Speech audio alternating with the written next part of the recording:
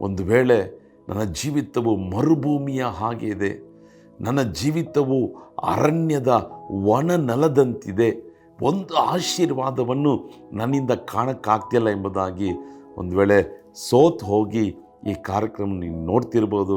ಕರ್ತನು ಹೇಳ್ತಿದ್ದಾನೆ, ನಾನು ಮಾರ್ಪಡಿಸುವಂಥ ದೇವರು. ಒಣ ನೆಲವನ್ನು ಕೆರೆಯನ್ನಾಗಿ ಮಾರ್ಪಡಿಸುವೆ, ಮರುಭೂಮಿಯನ್ನು ಆತನು ನೀರಿನ ಬುಗ್ಗೆಯಾಗಿ ಮಾರ್ಪಡಿಸುವುದು ನಿಜ. ಅಂದರೆ ಇವತ್ತು ಯಾವುದೆಲ್ಲ ನಮ್ಮ ಜೀವಿತದಲ್ಲಿ ಒಣಗಿ ಹೋಗಿದೆಯೋ, ಮರುಭೂಮಿಯಂತೆ ಕಾಣಲ್ಪಡುತ್ತಿದೆಯೋ, ಕರ್ತನು ಹೇಳ್ತಿದ್ದಾನೆ, ಅದನ್ನು ನನ್ನ ಆಶೀರ್ವಾದವಾಗಿ ಬದಲಾಯಿಸುವೆ, ಸಮೃದ್ಧಿಯಾಗಿ ಬದಲಾಯಿಸುವೆ.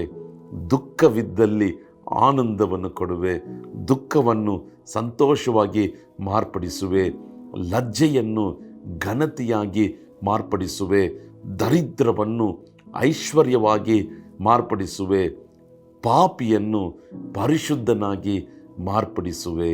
ಆಮೇಲೆ ನಮ್ಮ ದೇವರು ನಮ್ಮ ಜೀವಿತವನ್ನೇ ಮಾರ್ಪಡಿಸುವಂಥ ದೇವರಾಗಿದ್ದಾನೆ.